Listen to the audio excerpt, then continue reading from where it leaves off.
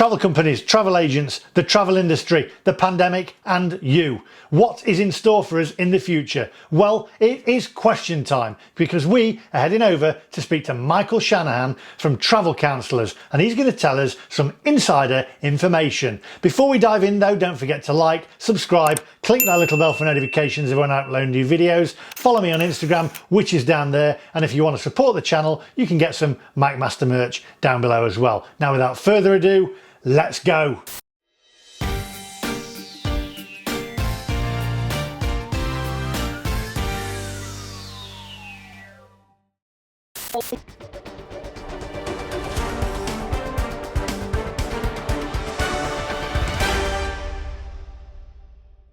Michael Shanahan, how are you? I'm very well, Lee. Thank you. How are you? Yes, I'm not too bad. I'm not too bad at all. I've got a few questions for you because I'm trying to get to the bottom of the travel industry, and nobody seems to be speaking out about travel itself and how travel agents are doing at the moment. So I'm trying to get to the bottom. So I've got a few questions for you, if that's all right.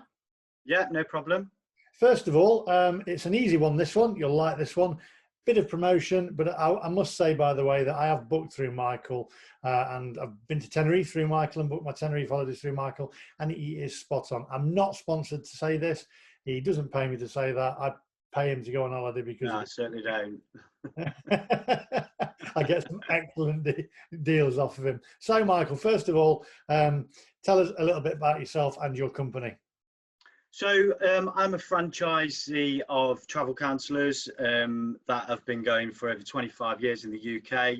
There's just under 2,000 of us within the UK, and we're predominantly remote based. So we'll work from home or an office or a customer's home or a coffee shop or a gym or wherever it fits you better.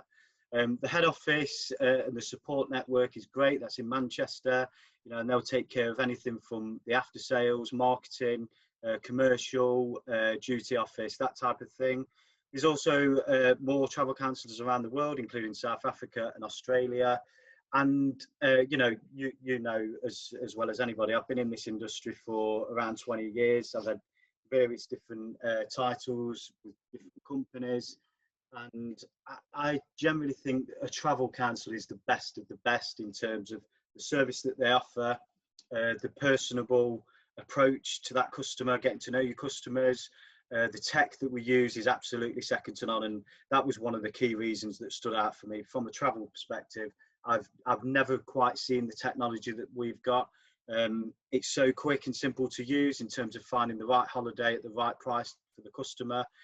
Including the app that we use that I send to my customers, and customers absolutely love that. They literally can sit on the sofa watching TV, they can contact me, they can make payments, they can view their holiday documents, they can view a holiday countdown, and every single customer who I've got absolutely loves that app. So, you know, that is just a bit of a background into Travel Counsellors, and I think we've been absolutely fantastic during the current pandemic, and we was voted the top travel company in terms of dealing with their customers from a refund and cancellation perspective. So very proud, very proud.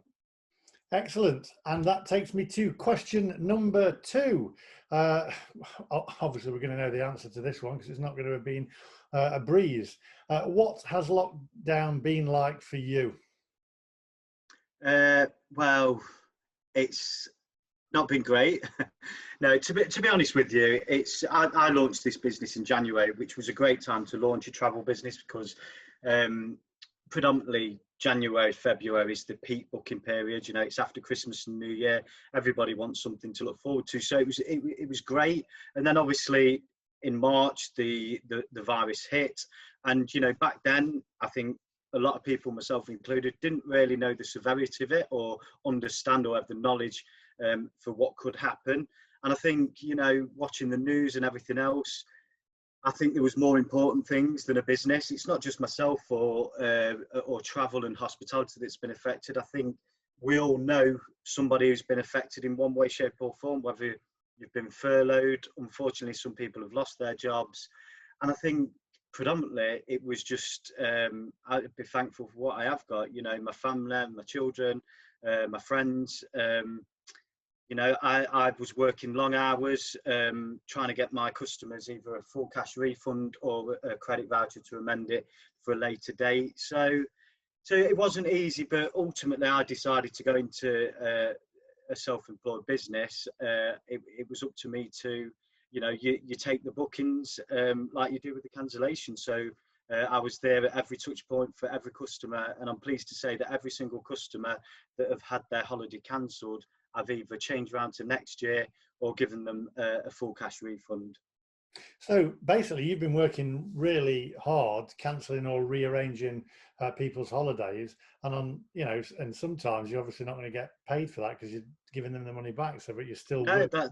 yeah, that's right. You know, for 3 or 4 months, I've not been paid, but you know, that's the rough with the smooth. Uh, you know, it will come back around, and I'm hopeful that my customers who have had to cancel will come back to me purely for the way that I've treated them and kept them up to date. I think the communication is absolutely key. You know, as soon as I get a notification from an airline, tour operator, uh, whatever it will be, I will pick up my phone and contact the customer, whether it's a phone call, whether it's on social media, on email, whichever means the customer wants. You know, I've been in touch. Even my customers that are going sort of in 2 years' time, I've contacted them and say, you know, I'm still here. If you want anything, in the meantime, stay safe. So, you know, and I think that was the key thing for me. As long as their holiday was protected, their money was absolutely safe, and that is one of the key things with travel counsellors. The money that you pay to us is absolutely safe. You know, and ultimately, it was more important things than a holiday. You know, holidays for me are something I live and breathe. I love them. I love taking my family away. I've always been in the holiday industry. But ultimately they will come back around. We will be able to go on holiday again. And I think, you know, unfortunately a lot of people were dying. And I think during the heat of the pandemic, it was stay safe, listen to the guidelines and stay indoors. So, you know, I think everything else after that comes secondary. That brings me then to question number 3, which I think you've kind of covered in question number 2. But do you think the travel and airline companies will be able to ride this wave, or should I say, tsunami? This is travel and hospitality over the last 10 years. We've seen a lot of you know, situations that have caused us not to travel, whether that's terrorist situations, unfortunately. You know, we had the ash cloud, we had swine flu, but never has anybody in the last, 100 years seen any pandemic that I certainly didn't think we'd see in my lifetime at all. So, you know, it would be unfortunate. Some travel companies have unfortunately gone into liquidation over the last couple of months. I know a lot of friends and colleagues who have lost their jobs, not just in travel, but in general. So I think at some point this has affected each and every one of us, you know. So I'd like to say that I want all these airlines and holiday companies to ride that storm. But as we've seen last year, you know, Thomas Cook, one of the biggest tour operators in the world, unfortunately ceased trading, which was unfortunate because I was an employee with them.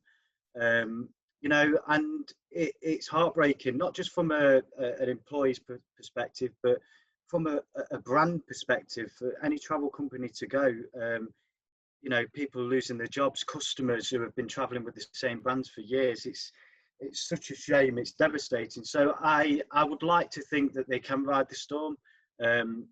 Let's hope so. I mean, from my own perspective and my customers' perspective, you know, I've got a loyal customer base who have told me that they can't wait to travel again.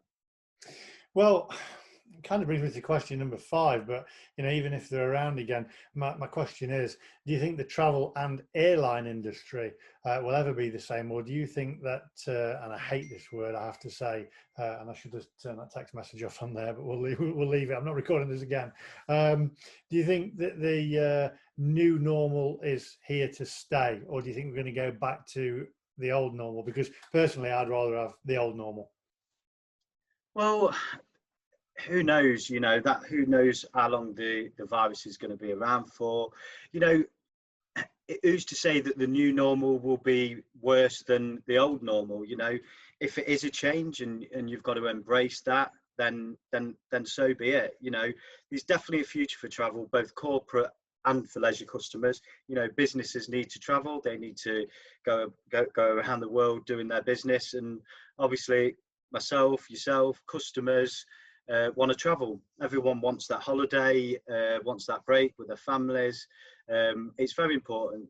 It's Is it going to be, though, are we going to see social distancing on planes, do you think, and people wearing masks and hand gels? And I mean, how long is this going to go on for? Because I mean, well, again, it's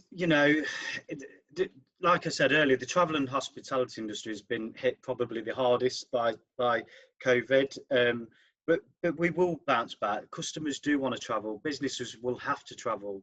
The strongest customers that will survive this will be to put the customer's health as their priority, the safety and well-being at the heart of absolutely everything they do. So if that means, sanitizing at the airport or wearing masks and social distancing, is that a bad thing going forward to stop this from happening again?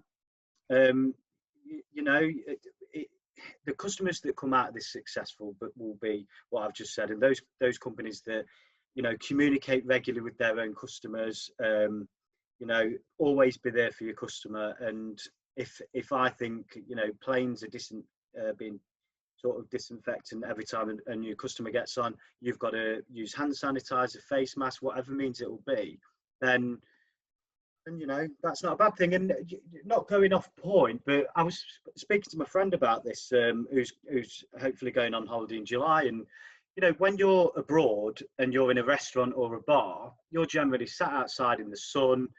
You are social distancing almost with the people that you're with, whether that's family or friends. You're never really more than you're always sort of 2 meters apart from anybody else abroad, whether that's on the beach or whatever else. So I personally don't think that would be a bad thing. It's really only as Brits, who queue 5 deep at a bar for a pint for sort of 6-7 hours. So if those days are gone, then let's embrace the change and go with it. Those days of me bouncing around at bars, till 5 in the morning were gone years ago. Yeah, exactly. Yeah. That brings me now to question number 6. So, when do you think travel will be back to normal? I know Spain has now opened its borders, but the 2-week quarantine is in place when you return back to the UK. And also, what's your thoughts on the 2-week quarantine? I think from my own personal opinion, I think that the government had to do that because they didn't know the worst thing to happen if there was a second wave. So I think that at that moment in time there had to be some sort of quarantine. But in actual fact, the government are already looking at ways to ease the quarantine restriction. So I don't perceive that will be in place for much longer. I think there's an announcement next Monday, which will establish sort of travel corridors for certain countries that have had a low infection rate. So that's what I'm hearing. I'm hoping that goes ahead. And who knows, there might be effective testing will come into play over the next few days or weeks, and travellers can once again travel. Let's hope, fingers crossed. So do you see the travel industry going back to normal by this year? So we're just traveling again as normal, all borders open, freedom, across the borders?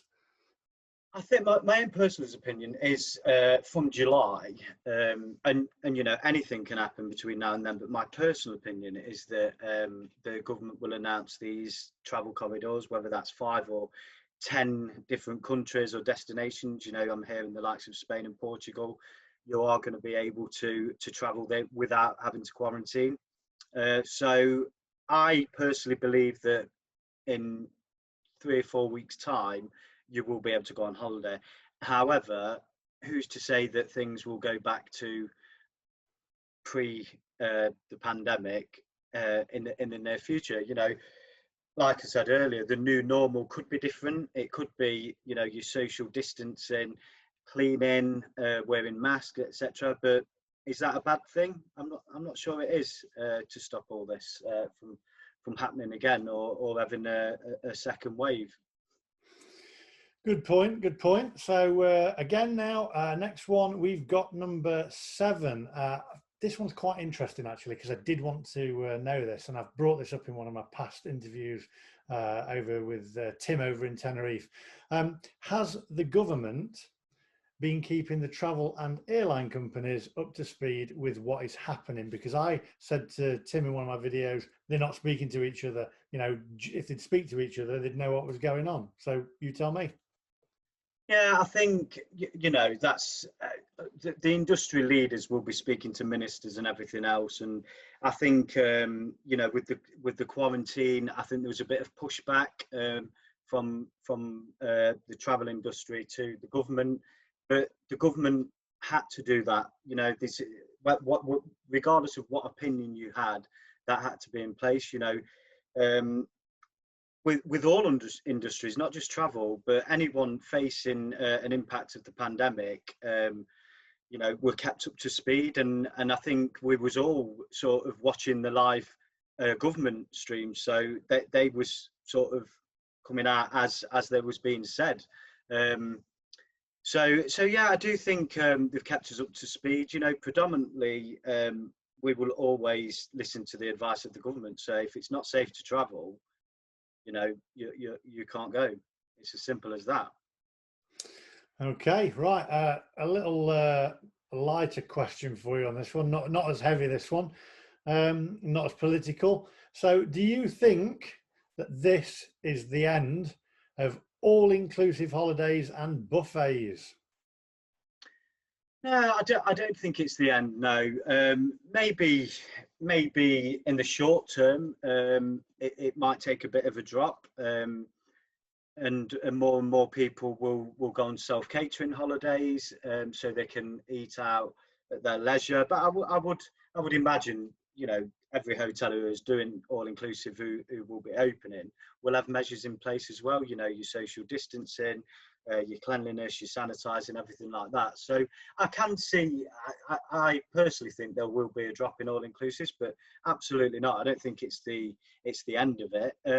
And having said that, if there was a drop in all-inclusive holidays longer term, is that going to be a bad thing? Because that will help the economies in the resorts. People will be visiting more restaurants, more bars, instead of, as opposed to just staying in the hotel. So I'm probably a little bit, I like all-inclusive holidays. I like them if there's quite a few restaurants to dine in, but I am a fan of self-catering.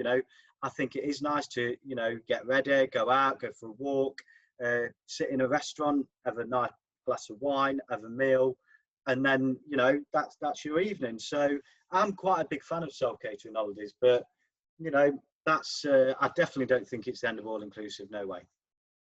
Well said actually, about the keeping the local businesses out there, fluent again and getting them back on the feet, because if everyone stays in the hotel, then the local businesses are not going to survive, and the restaurants exactly, and bars.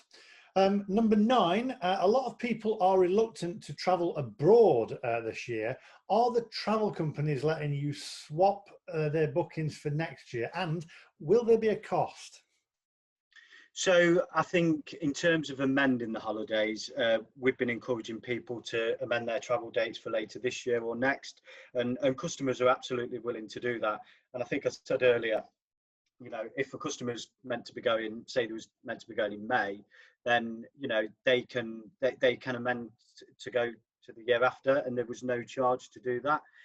Obviously, if there's a difference in cost, then the customer has to pay that. But on the flip side of that, the holiday could be cheaper, which means the customer would get they wouldn't obviously pay the difference. So I think the travel companies have been good in terms of letting the customer amend that holiday. And I think one or two of the bigger companies are allowing customers who are travelling in July and August to amend those holidays up to next year. So customers are happy to do that because, like I say, they've got a holiday book now. if they can't go this year, there's nothing they can do about it. So they will want to go on holiday in the future. So yeah, I think that answers that question. Excellent. And finally, number 10. So the government website still states essential travel only. However, if I wanted to book a holiday for Tenerife tomorrow, are they available, and what would your advice be? So my advice, if a customer rang me now and said, I want to go to Tenerife tomorrow, I would not book that holiday for them, because the government advice is only essential travel. Now, that's not to say that a customer can't go online and find a flight from the UK to Tenerife and source their own flights and accommodation, but I would advise against it, because for example, let's say there was a second wave, okay, and all of a sudden thousands of people are dying again, unfortunately, and the government say no travel.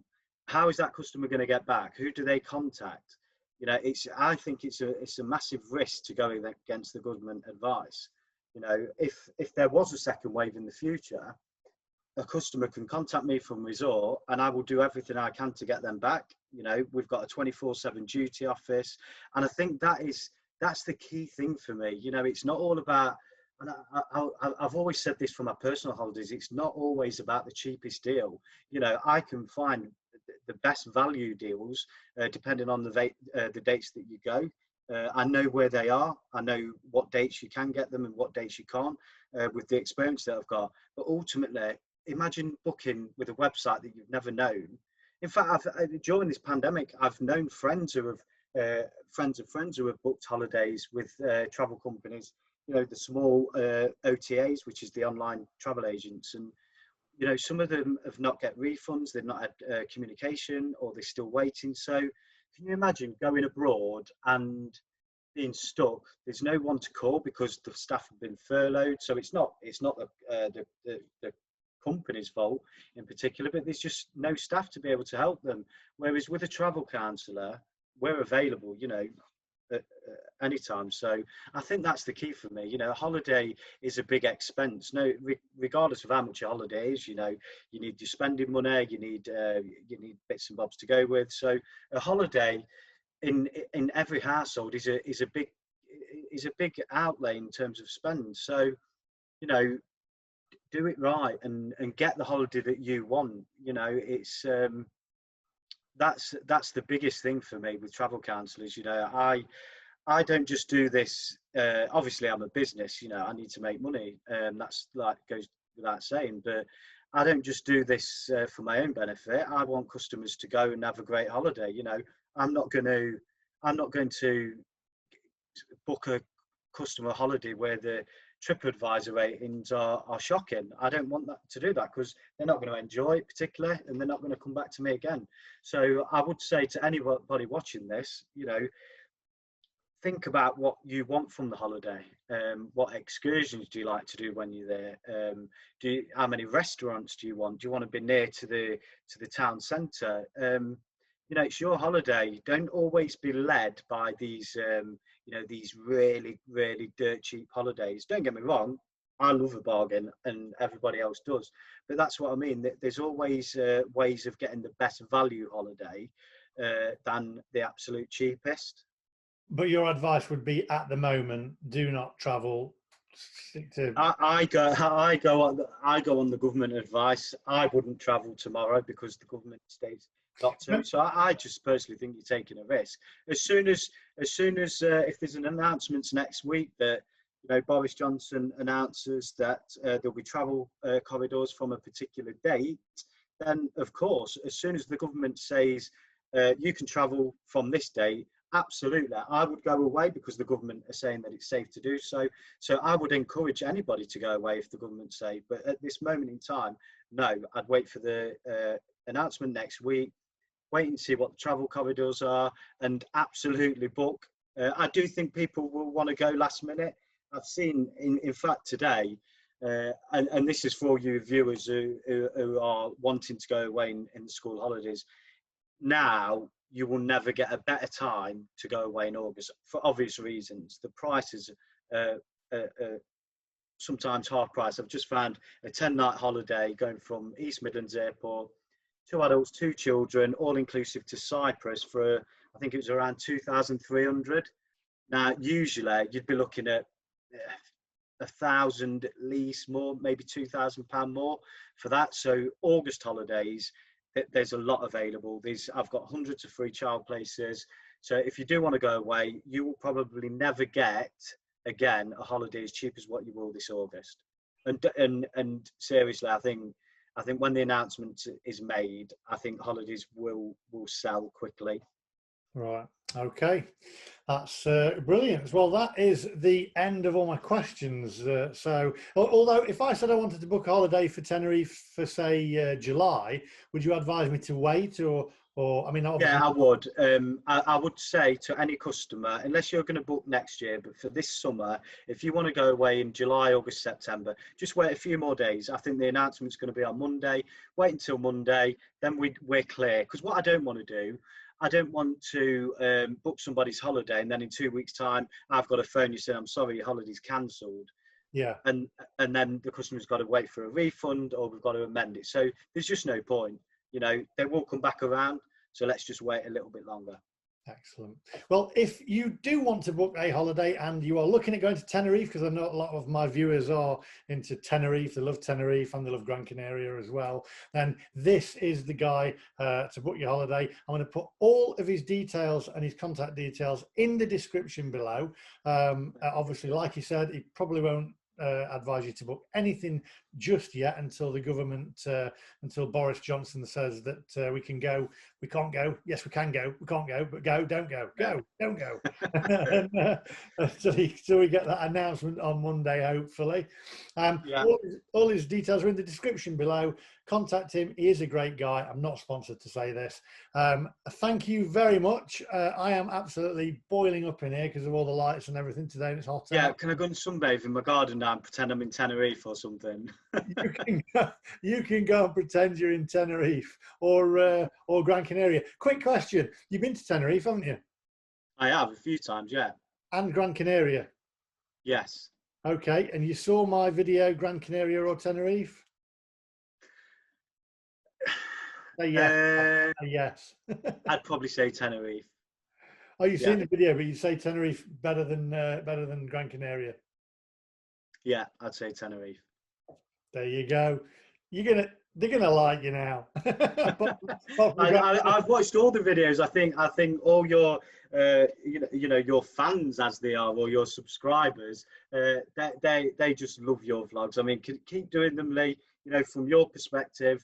I love watching you. The customers that have got in touch with me about holiday love your videos and your franchise that you've now got. I can see you've got the t-shirt on. Yeah, so if you want a t-shirt, the links are down below, and then the little eye up here somewhere, I think it is. Yeah, up there somewhere. You can get a McMaster t-shirt. Click on it, visit the store. There you go. Have you got one? Yeah, I've got loads. They don't fit me now. They fit me before lockdown, but I've filled out a little bit. So now I need to order some more, don't I? Yeah, you filled out with muscle. I've seen him on Facebook. Don't believe me, he's muscled out. He's the only guy who's lost weight and got ripped in the lockdown. Yeah, well, but going back to your vlogs, definitely, it won't be long before you're back out in Tenerife, and I know that your subscribers can't wait to see them again. So I look forward to seeing them again. Thank you very much. Who knows? I might join you for one at some point. Should he join me over in Tenerife in one of the vlogs in the upcoming months, shall I take him with me? Comments down below. And believe me, he's a fun character. Michael, I've got to shoot, and thank you very much for your time. As I say, Michael's details down below. Thanks very much, Michael. All right, Lee. Nice to speak to you, mate. Take care. Bye-bye. Cheers.